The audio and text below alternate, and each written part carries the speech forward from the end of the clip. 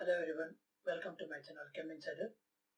In today's video, we'll be discussing about a topic from chemical bonding chapter, that is about the electronic configuration of molecule and the certain characteristics which define the stability of a molecule.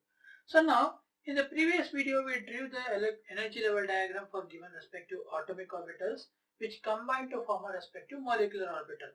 Like 1s atomic orbital combines with the 1s atomic orbital of the other atom, and forms a molecular bonding orbital and a molecular anti-bonding orbital also.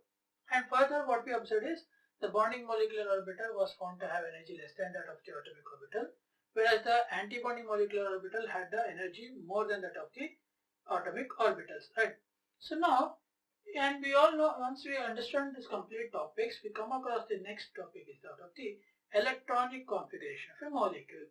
So we know electronic configuration, which we have studied in this chapter 2 of class 11, where we say that electrons are to be filled to a given atomic orbital in such a way that they follow certain rules, right? Similarly, electrons which are to be filled in the molecular orbitals also, they follow the same rules which we discussed earlier, like Hofbauer principle, Hund's law of maximum multiplicity, and Pauli's exclusion principle, etc. Now, when you write the electronic configuration atom, we write 1s2, 2s2, 2p26, 3s2, something like that, right? In case of electronic configuration of molecules, if we have to write the electronic configuration of molecule, what we have to consider is, we need to consider the electrons which are to be filled in the molecular orbitals. So therefore, the electronic configuration of the molecular orbitals is written in such a way that we consider as sigma 1s orbitals. Okay, so for example, if you consider for a hydrogen molecule, it has sigma 1s2. Okay, if you consider for the hydrogen molecule, the electronic configuration for the hydrogen molecule is sigma 1s2. So this is because hydrogen has 1s1 electron. So we observe that two hydrogen atoms with one electron each get combined to form a molecular orbital, that is sigma 1s molecular orbital, which carries one of these two electrons and gets paired up. Therefore, the molecular orbital of hydrogen has 2 electrons in its bonding molecular orbital and 0 electrons in its anti-bonding molecular orbital. Therefore, we consider the molecular orbitals which carries at least one electron to consider its electronic configuration. So therefore, the electronic configuration of one hydrogen molecule is sigma 1s2. If we consider for the electronic configuration of helium molecule, what happens here is helium has 2 electrons, so 1s2, 1s2. Both these two get combined to form sigma 1s, sigma star 1s, right? It forms sigma 1s, sigma star 1s. So one electron each, so pair of electrons in the sigma bonding orbital, pair of electrons in the sigma anti-bonding orbital. Therefore, electronic configuration of the molecule of helium is sigma 1s2, sigma star 1s2.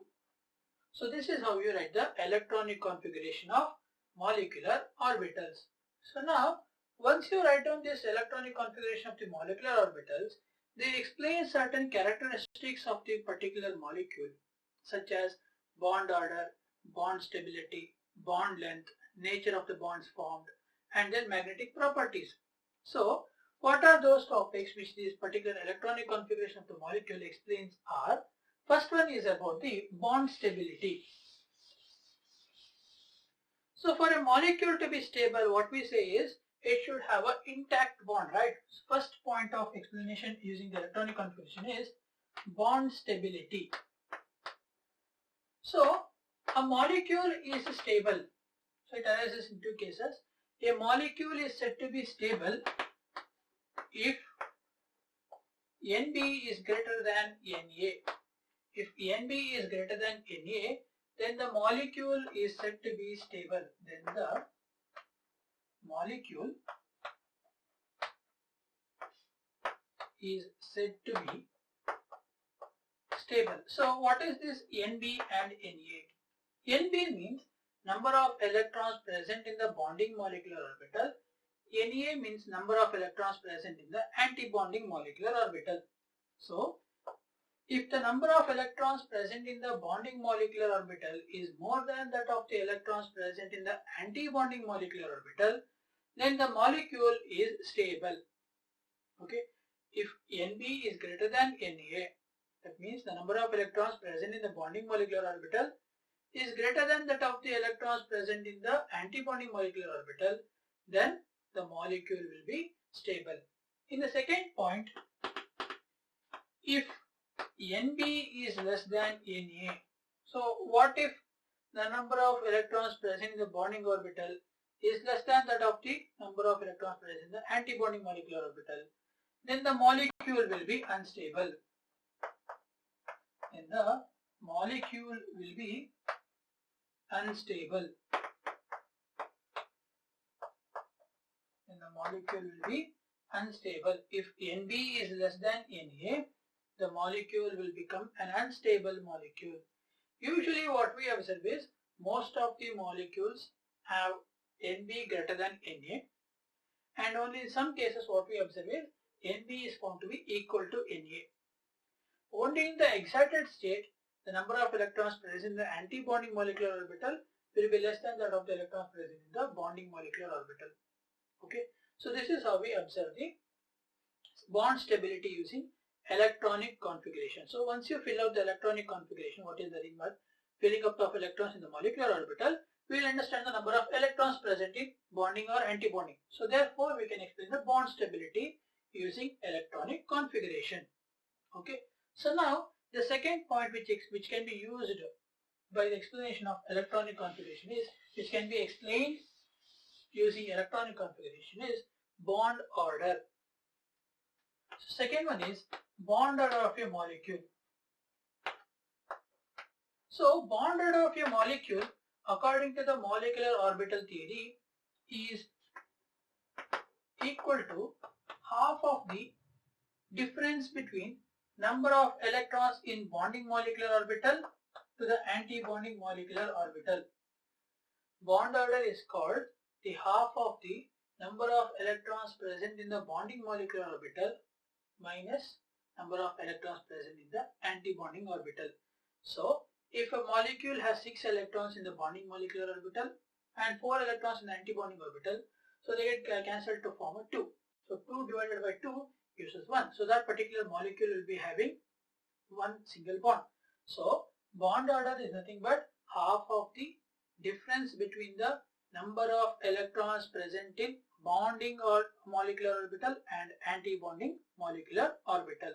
So clearly if you know the number of electrons, by plotting the electronic configuration, we can determine the bond order. Okay. So next, the third one is the bond length. So what is this bond length has to be explained with respect to electronic configuration is, bond length usually depends upon bond order. This bond order, since it depends upon electronic configuration, we can say that bond length also depends upon the electronic configuration. This is nothing but if A is equal to B and B is equal to C, then A is equal to C, right? We know that particular concept. Similarly, if bond length depends upon bond order and bond order depends upon electronic configuration, we can clearly say that bond length depends upon electronic configuration. So now, first, how does bond length depend upon bond order? So bond length of a molecule can be approximately valued using the respective bond order. So if a molecule has a bond order lesser, that means bond length varies inversely to the bond order. If more the bond order, less will be the bond length. If less the bond order, greater will be the bond length. Now if we consider for an example, bond length of carbon-carbon triple bond. Bond length of carbon-carbon triple bond is 120 picometers. Okay, it is around 121 picometer. Bond length of carbon-carbon triple bond is 121 picometer. Bond length of carbon-carbon double bond is 139 picometer. And bond length of carbon-carbon single bond is 149 picometer. So clearly we can say that as the bond order decreases, bond length increases, or bond length decreases with increase in bond length, bond order. So bond length is inversely proportional to bond order. So next is the fourth point, that is magnetic property of a molecule. So if a molecular orbital taken in case of a molecule, if we consider the molecular orbital of a molecule, if it has unequally paired electrons, so magnetic property can be explained with respect to the number of electrons or the pairing of electrons present in the molecular orbital. If a molecular orbital formed by the combination of atomic orbital has just unpaired electron, if the molecular orbitals of a molecule has unpaired electrons, then that particular molecule is said to be paramagnetic. If a molecule has unpaired electrons present in a molecular orbital, then that particular molecule is said to be paramagnetic. That means it is attracted by a magnetic field. Attracted by magnetic field. Okay. If the same molecule has no unpaired electron, that is if it paired up, if the same molecule has no unpaired electrons, then the molecule is said to be diamagnetic. That is, if a molecule has no unpaired electrons in their molecular orbital, that is, all the molecular orbital either doubly paired or no electrons present in it, then that particular condition gives rise to a molecule to be diamagnetic. They are repelled by the magnetic field. They are repelled by the magnetic field. So this is about the magnetic property. This is about the magnetic property of a molecule. So these are the 4 points which can be explained using the basis of electronic configuration. So writing down the electronic configuration of a molecule is quite important in order to explain certain points in respect of a molecule. That is, it can explain the bond order of a molecule, it can explain the bond stability, it can also explain the bond length and also the magnetic property. Further, if your molecule has whole numbers, if your molecule has a whole number of bond order, then it means it's quite clearly stable. Okay, like for example, it has 1, 2, 3, 4, etc. So those are completely stable molecule and it's naturally occurring. If your molecule has a bond order of fractions, then it is quite difficult to prepare those kind of a molecule and it is clearly unstable. So what happens is, if your molecule has, if a diatomic molecule has whole numbers in such of 1, 2, 3, 4, then those type of bond orders are quite possible to be formed in case of a naturally occurring molecules. Okay, so this is all about the electronic configuration and the factors which can be explained depending upon the electronic configurations of a molecule. Okay, I hope you have understood all these concepts. In the next class, we will try to explain the electronic configuration of certain diatomic homonuclear molecules such as hydrogen, helium, lithium, beryllium, carbon, oxygen, etc. And after that, we will discuss about the hydrogen bonding. Okay, so this is all about for today. I hope you have understood these factors which I explained. If you have any doubt regarding the factors explained, first go through the previous video where I explained the electron molecular orbital formation using the energy level diagram with atoms having less than 14 electrons and the molecules having more than 14 electrons. You'll get a clear picture of the energy level diagram, and once you fill those electrons in a given particular molecular orbital, you can write down its respective electronic configuration, and once you know this electronic configuration, we can clearly explain its bond stability, bond order, bond length, magnetic property, and also the nature of the bonds. Okay, so I hope you have understood this. If you have, please subscribe to my channel and share this video among your friends. Thank you for watching.